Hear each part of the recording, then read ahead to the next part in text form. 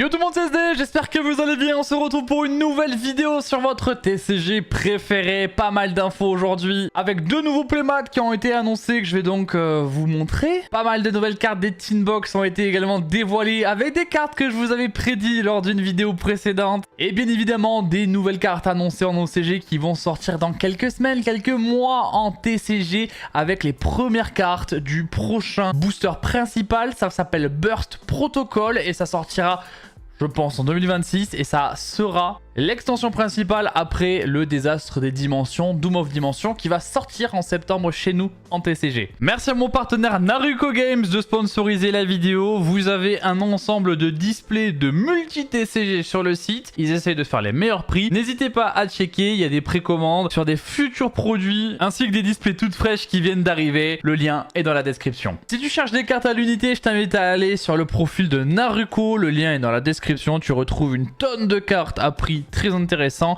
Merci à lui encore pour sa confiance et son soutien. C'est important pour la chaîne. Allez, on est parti pour cette nouvelle vidéo d'actualité comme d'habitude. On va évoquer la Teen Box un petit peu aujourd'hui avec les nouvelles cartes, tout ça. Nous avons Monster Mine qui va bientôt sortir. Et ouais, enfin sortir, j'espère, en TCG le 28 août. Malheureusement, on n'aura pas pu profiter de ces archétypes qui reçoivent du support et qui auraient été très intéressantes justement avant Justice Center, tout ça. Du coup, ça va un petit peu faire que le produit, je pense, va flopper totalement alors qu'il aurait pu être intéressant.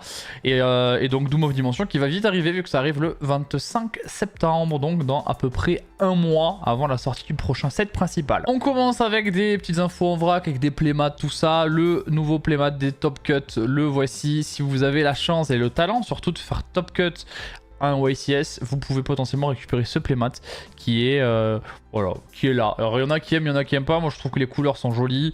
Après bon, c'est pas forcément un monstre emblématique vu que c'est un Otherverse machin, etc.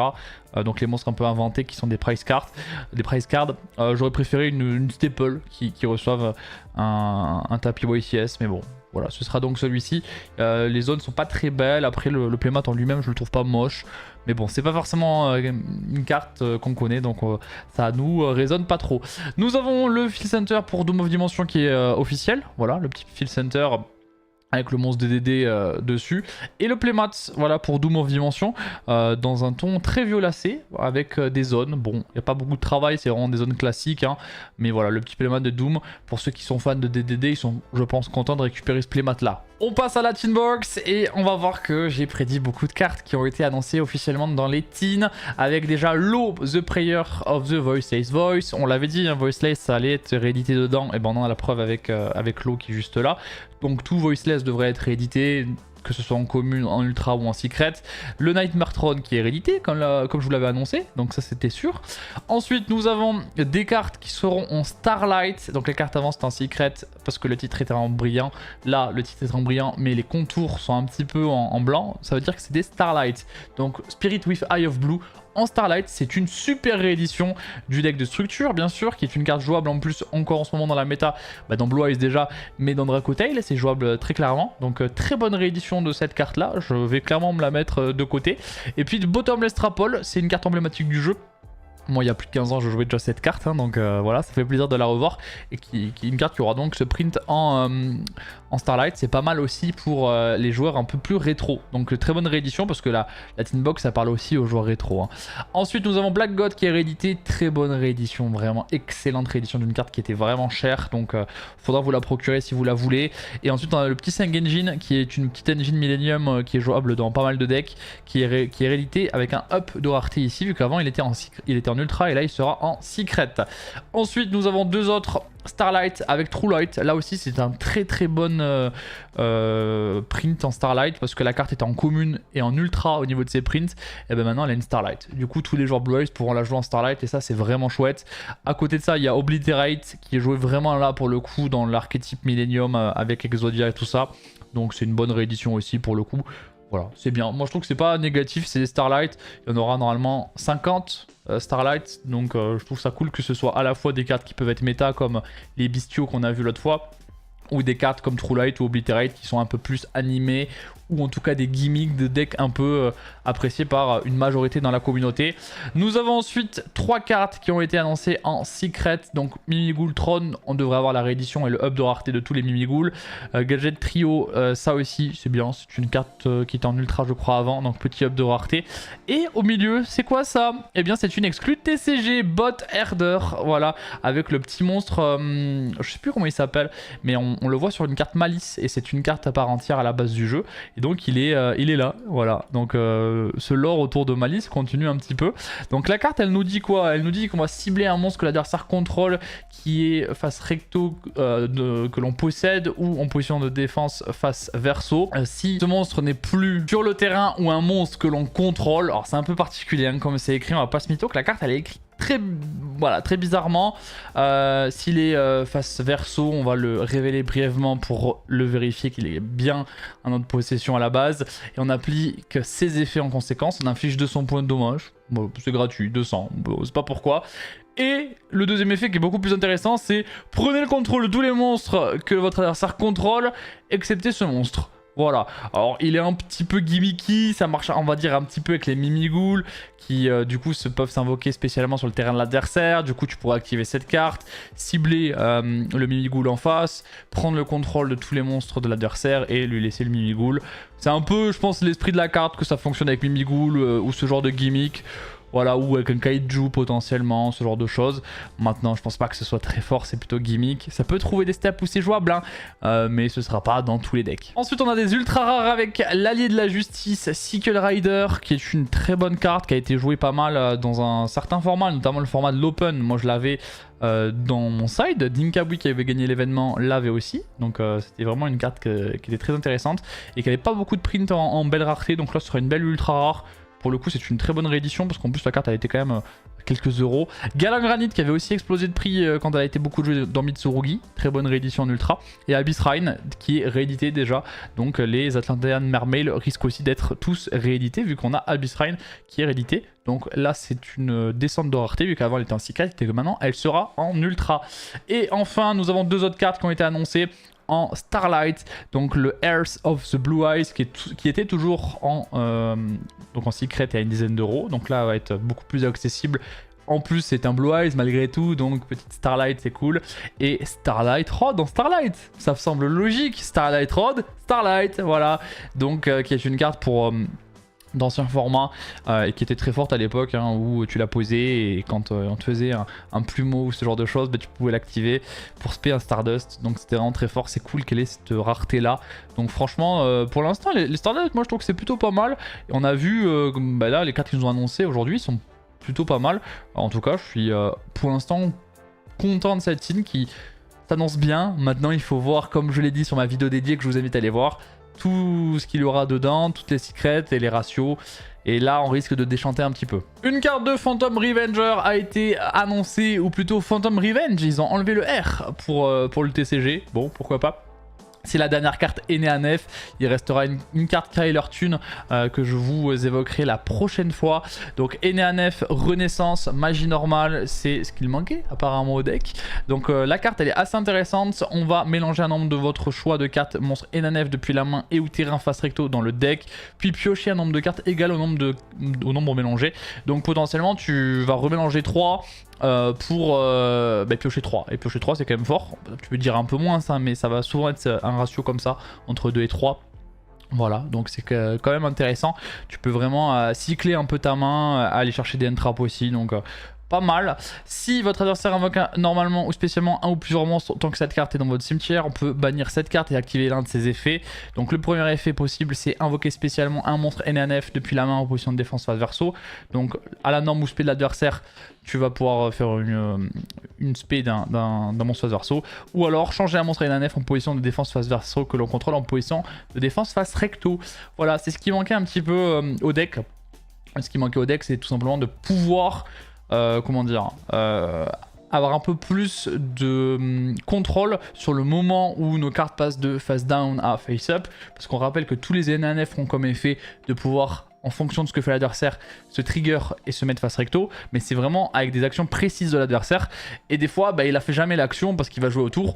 Là avec cette carte là, lorsqu'il y a une spé ou une norme, tu peux au moins le mettre face recto. Et il y a des cartes qui ont quand même des gros effets de burn, tout ça, qui vont mettre énormément la pression à l'adversaire. Ce sera d'ailleurs peut-être un petit peu abusé, hein, cette carte-là, dans certaines circonstances, parce que ça peut quand même bien burn ce deck-là. Donc on verra s'il n'y a pas des excès et si ça arrive à tourner en OCG. On se rappelle que ça va sortir là très bientôt, vu que ça sort le 23 août du côté du Japon et de l'Asie. Nous avons 2 nouvelles cartes annoncées également dans le Structure Deck, qui sera avec les cartes de Jaden, tout ça. Voilà. Bon, ceux qui me connaissent un petit peu savent que mon archétype préféré de tout le jeu, c'est l'archétype Scrap. Scrap en français, c'est ferraille. Donc quand j'ai vu les 2 cartes que je vais vous montrer avec écrit ferraille, mon cœur s'est rempli de joie, parce que faut savoir que moi les cartes ferraille, j'en ai eu 2 en l'espace d'un an il y a quelques années, et c'est tout, hein, et c'est tout, et on en a pas beaucoup, voilà. Donc les cartes ferraille, quand t'aimes l'archétype, tu pleures un petit peu. Konami m'a fait beaucoup de mal, parce que Konami m'a fait espérer avec 2 nouvelles cartes ferraille, et vous allez voir que je vais déchanter. Donc ça nous dit quoi? Donc c'est synchronique, donc un synchronique de ferraille. Ok. Terre, machine, Santo, niveau 1, 700. Ok. Pour une invocation synchro, vous pouvez substituer cette carte à un synthoniseur synchronique. Donc cette carte-là pourra se remplacer sur tout ce qui demande tel synchronique spécifiquement. Et on sait que le deck de Yusei avec tous les synchroniques demande souvent un synchronique spécifiquement comme la loi ou autre. Donc pourquoi pas. Donc lui il va pouvoir se substituer à n'importe lequel. Donc ça c'est quand même fort. On peut utiliser chacun des effets une fois par tour. Si vous invoquez par synchro un monstre qui mentionne un synthoniseur synchronique comme matériel, cette carte dans votre main peut être utilisée comme matériel. Donc tu utilises tout simplement lui de la main pour faire une synchro. Et en plus il va remplacer n'importe quel synchronique. Donc en vrai la carte est quand même assez forte parce qu'elle n'a pas besoin d'être sur la table pour faire une synchro. Ça fait penser à Kyler Tune qu'on avait vu la fois précédente. Donc la carte elle est moderne, ça y a pas de problème. S'il y a en haut plusieurs monstres que vous contrôlez qui mentionnent robot guerrier et ou qui sont des monstres synchro avec guerrier dans leur nom d'origine vont être détruits au combat ou par effet de carte, vous pouvez bannir cette carte depuis votre terrain au cimetière à la place. Voilà, donc elle a un effet de pouvoir protéger après dans le cimetière. Donc en vrai la carte tu la veux la récupérer en main d'une manière ou d'une autre pour ensuite la faire en synchro et ensuite avoir un petit effet de protection dans le cimetière. Voilà, c'est comme ça que tu vas un peu interagir avec la carte. Et du coup ce qui est chouette c'est que le ferraille qui a écrit là ne marche pas du tout avec l'archétype ferraille. Voilà, cette carte là est tutorisable par la carte qui s'appelle Cours de Ferraille, qui peut tutoriser un monstre synthoniseur ferraille, donc elle est tutorisable par Cours de Ferraille. Mais c'est tout, elle ne fonctionne pas du tout avec l'archétype ferraille. Voilà, donc Konami m'a mis un poignard dans le cœur en me faisant des cartes ferraille sans que ce soit jouable dans l'archétype ferraille. Donc je suis très triste, mais vraiment très triste. Hein. C'est pas une blague, je rajoute pas, je suis vraiment triste. Parce que moi je voulais juste des cartes ferraille pour jouer dans mon deck ferraille. Qui se fait... Alors lui il se fait... Le power creep c'est quelque chose, mais mon deck ferraille, le power creep c'est même plus... On en parle plus quoi, c'est trop grave. Donc voilà, je vais quand même la récupérer cette carte, parce que c'est un deck de structure donc je vais la récupérer. Mais je suis quand même très triste de pas... de pas l'avoir dans mon deck ferraille. Et c'est la même chose pour le guerrier de ferraille. Eh ouais, un deuxième c'est mieux. Lui il demande spécifiquement le synchronique de ferraille qu'on a vu juste avant. Et ensuite un plus synthoniseur, mais bon, le synchronique il est de niveau 1 et le niveau 3, donc c'est un mob de niveau 2 à côté. Si cette carte est invoquée par synchro, on peut tuto à la main ou envoyer au cimetière un robot synchronique ou une carte qui mentionne robot guerrier depuis le deck. Donc tu vas tuto ou foolish une carte. Donc pièce de combo très intéressante. Ça c'est une fois par tour. Les effets activés des monstres que l'on contrôle qui mentionnent robot guerrier et ou qui sont des monstres synchro avec guerrier dans leur nom d'origine, sauf lui-même, ne peuvent pas être annulés. Donc ensuite une fois qu'elle est sur la table, elle est une petite protection on-board sur les autres monstres synchro guerrier dans leur nom d'origine. Donc pourquoi pas. Voilà, c'est vraiment très spécifique pour le deck synchronique, robot guerrier, etc. de Yusei quoi, vraiment. C'est vraiment typé pour ce deck là. Donc pour le coup, moi, ça me déçoit parce que c'est des cartes ferraille pas jouables dans l'archétype ferraille. Et je suis pas nécessairement fan de cet archétype là. Je sais qu'il y en a qui sont fans. Donc voilà, amusez-vous bien avec mes petites ferrailles. Et moi je vais continuer à pleurer dans mon coin. Nous avons des petites infos sur les altarts de The Chronicle Deck, The Fallen and The Virtuous. Donc le deck qui va sortir en TCG et en OCG. Normalement je crois que c'est à la même date, à peu de choses près. Même ça va sortir le 23 en TCG, donc 2 jours avant l'OCG. Et c'est une super boîte qui contiendra beaucoup de cartes et toutes dans des raretés sympas vu qu'il y aura beaucoup d'ultra, tout ça. Il y aura des Starlight aussi, mais il y aura quasiment que des ultras dans la boîte. Donc ce sera une vraiment très bonne boîte. Et il y a des alt-art et on a notamment cette alt-art là de Dogmatika Ecclesia The Virtuous en mode animé. Voilà, si vous n'avez pas vu l'animé, je vous le conseille, ce Chronicle. Et on a vraiment une image de l'animé quoi. Tout simplement. Donc nouvel artwork pour Ecclesia et nouvel artwork pour Trust. Trust sera très facile à récupérer, donc c'est une très bonne réédition de base de Trust, parce que cette boîte là, elle est toujours au même prix, je crois que c'est une vingtaine d'euros, et vous allez pouvoir récupérer Trust dedans. Trust qui est toujours un petit peu cher, donc en vrai c'est cool, ça va faire baisser potentiellement le prix de Trust, et voici donc le nouvel artwork avec les Tri-Brigade. Tri-Brigade qui sont quand même très appréciés dans la communauté, je sais. Donc je pense que ce sera un PTT qu'on verra beaucoup sur les tables de duel parce qu'il devrait pas être très cher et c'est plutôt une très très bonne nouvelle. C'est pas tout, nous avons une carte qui a été annoncée dans The Chronicle, du coup deck The Fallen and the Virtuous, qui est une nouvelle carte pour le lore Albaz. Masterclass, tout simplement Masterclass avec Ecclesia qui se fait sauver par Albaz et qui est en train de fusionner, je crois, en Albion, un truc comme ça, voilà, dans l'idée. Donc très très joli. Donc c'est le dragon dévoreur de Stigmate, voilà, donc qui va dévorer le Stigmate qu'avait Ecclesia. Faut vraiment voir l'animé pour comprendre ou s'intéresser au lore. Donc elle demande donc niveau 8, 3000, 2005, Ténèbres bête, Albaz le déchu plus un monstre lumière ou ténèbres plus un monstre à effet. Donc ça demande 3 matos, 3 matos avec un monstre à effet, Albaz et soit un light soit un dark. Donc quand même c'est 3 monstres, c'est quand même assez cher. Je crois qu'en plus Bandette Fusion on peut pas l'invoquer parce que Bandette Fusion c'est que 2 monstres il me semble. Tant qu'un monstre Ecclesia est sur le terrain ou dans l'un des cimetières, cette carte gagne 500 d'attaque et aussi elle n'est pas affectée par les effets d'autres cartes. Donc ça c'est pas mauvais, mais après voilà, faut vraiment jouer toute la tonne de cartes pour avoir Ecclesia tout ça. Donc est-ce que c'est intéressant? L'effet est bon, est-ce qu'il est fort dans la méta? J'ai des réserves. Vous ne pouvez utiliser chacun des effets suivants que par tour. Si cette carte est invoquée SP, vous pouvez mélanger max 2 cartes depuis les cimetières et ou bannissements dans le deck. Bon, tu vas remettre des cartes cimetières bannies dans le deck. C'est fort dans le deck Albaz de base pour le coup. Durant la phase, si cette carte est dans votre cimetière parce qu'il a été envoyé ce tour, on peut tuto une carte Dogmatika ou Tri-Brigade depuis le deck à la main. Donc petit effet de tuto. Donc ça c'est une carte qui est une pièce de combo qui va juste se protéger de son effet quand il est SP s'il y a Ecclesia en gros. Voilà, donc ça c'est bien. Parce qu'en gros tu veux vraiment pouvoir remettre 2 et ensuite tu t'en resserres pour faire d'autres cartes, d'autres fusions. Et à la fin tu vas retuto, à la phase tu vas retuto. Voilà, c'est pas mauvais. Le truc c'est que c'est 3 matériels quand même. Je crois que c'est pas possible à faire avec Branded Fu, donc je pense que c'est pas ce qui rendra ces lettres de noblesse à Branded.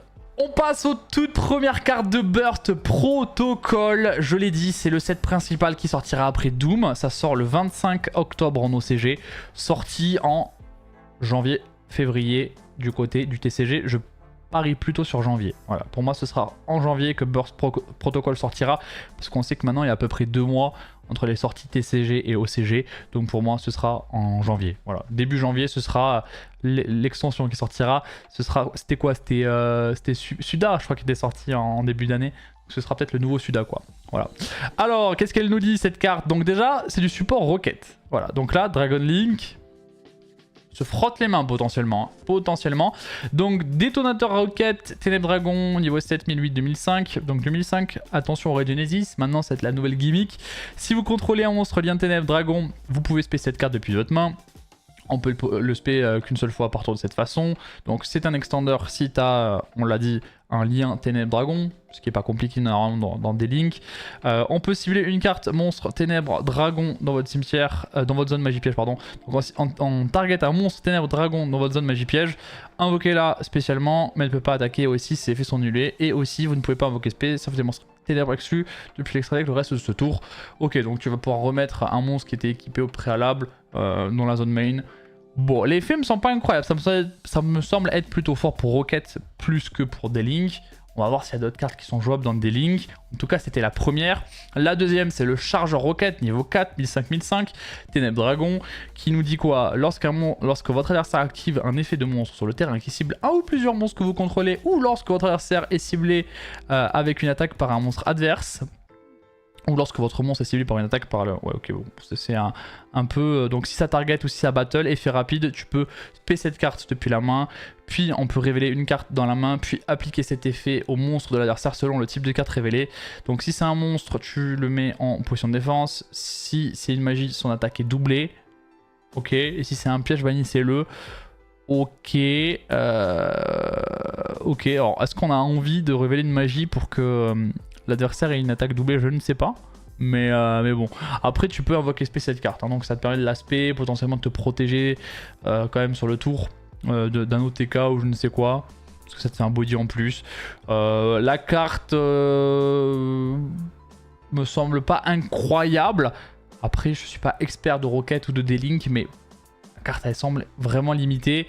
Voilà, elle a pas d'effet broken, elle est sympa sans être exceptionnelle. Ensuite on a le dragon Creux-Rocket. Les noms, voilà, on repassera. Ténèbres, dragon niveau 6, 2004-1006. Lorsqu'un effet de monstre lien qui cible cette carte face recto sur le terrain est activé, effet rapide, on peut détruire cette carte puis dévoiler max 6 cartes du dessus du deck de votre adversaire. Et si on le fait, bannissez une carte dévoilée et aussi placez le reste au-dessus du deck dans le même ordre. Donc tu vas pouvoir regarder le top deck de l'adversaire et bannir un. C'est pas mauvais, hein, ça fait un pot de prospérité à l'envers, voilà, sauf que ça remet sur le dessus. Ok, bon après c'est lorsqu'un effet de monstre lien qui cible cette carte qui est, voilà, c'est très spécifique, donc c'est si on le fait sur nous-mêmes, hein, donc on va souvent le faire nous-mêmes avec notre monstre lien, on va le cibler lui pour voilà, pour rip 1 du dessus du deck. Durant la phase, si elle est dans le cimetière parce qu'elle est détruite sur le terrain ou au combat par un effet de carte et envoyer ce tour, on peut invoquer spé un monstre roquette depuis le deck. Ça c'est un bon effet parce que potentiellement on peut le détruire et ensuite on le réinvoque, ensuite on peut aller invoquer spé à 1 de phase, un truc. Donc en vrai ça c'est pas mauvais, je pense que c'est une carte dans le combo qui peut être très jouable. Nous avons ensuite une magie amorce double. Activer un de ses effets, mais on peut utiliser chaque effet une fois par tour. Donc si on a 2 copies ou une moyenne de la récupérer, on peut en activer 2. Donc le premier effet, c'est d'invoquer par fusion un monstre fusion depuis votre extra deck en bannissant ses matériels depuis votre cimetière. Un monstre rocket inclus. C'est une fusion générique. Attention, fusion générique demande un monstre rocket, mais du coup, tu peux quand même invoquer ce que tu veux. C'est pas mauvais.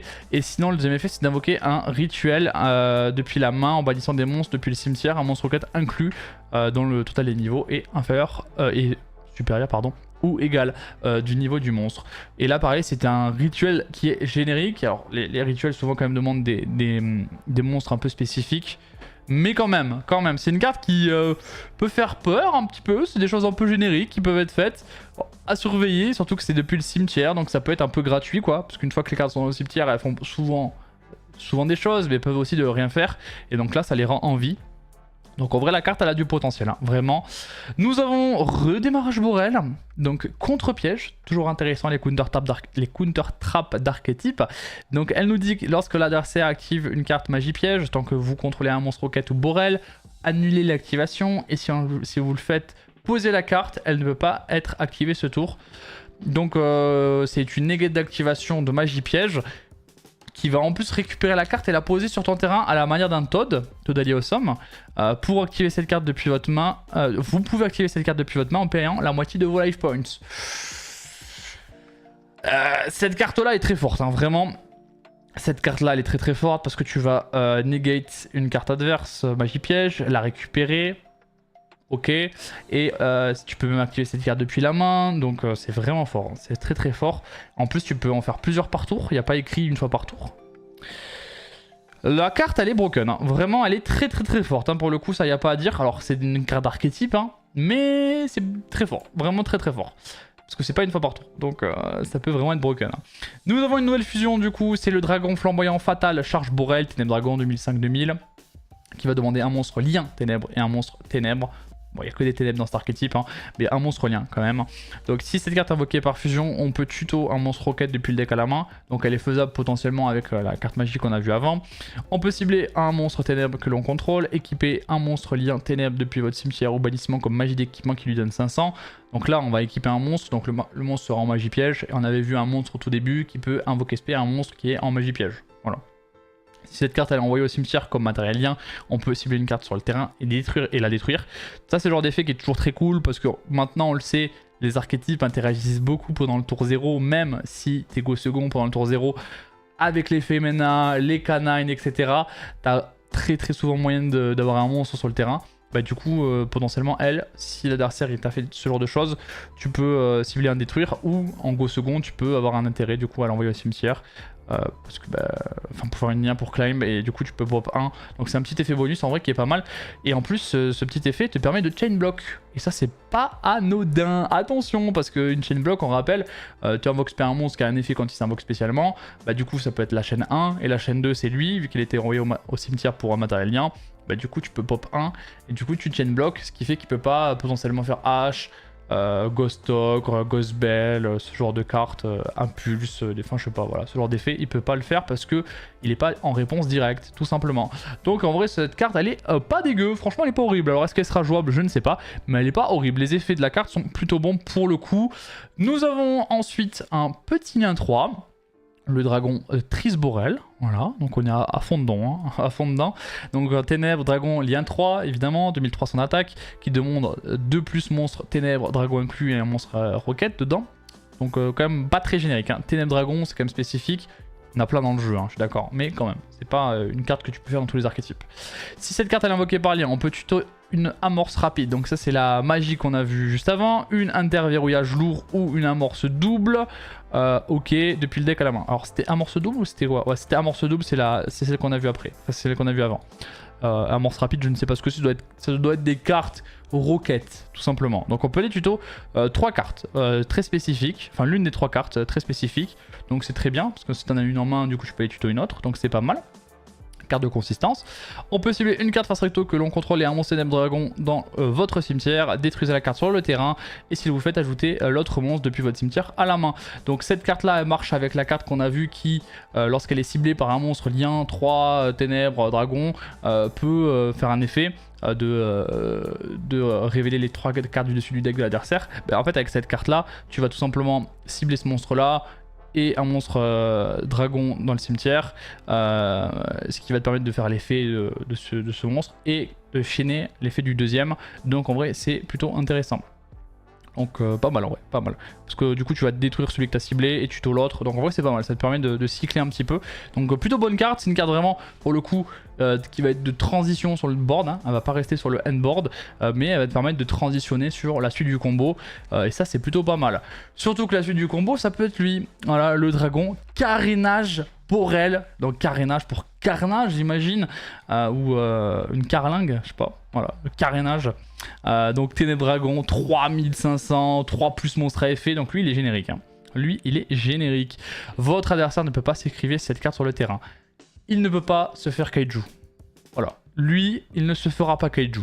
Lui, il ne se fera pas sacrifier par les méchantes cartes de l'adversaire. Donc ça déjà c'est un effet qui est fort. Une fois par tour durant la main phase, effet rapide, on peut cibler un monstre roquette que l'on contrôle. Ok, donc roquette spécifiquement, annuler les effets d'une carte face recto contrôlée par l'adversaire, puis détruisez le monstre. Donc tu vas pop une roquette pour annuler l'effet d'une carte de l'adversaire. Ok, donc en vrai c'est pas mauvais, c'est une negate pendant la main phase n'importe laquelle de carte face-up de l'adversaire. Donc c'est pas mal, potentiellement si tu cibles une roquette en plus ça peut faire des effets, donc c'est pas mal.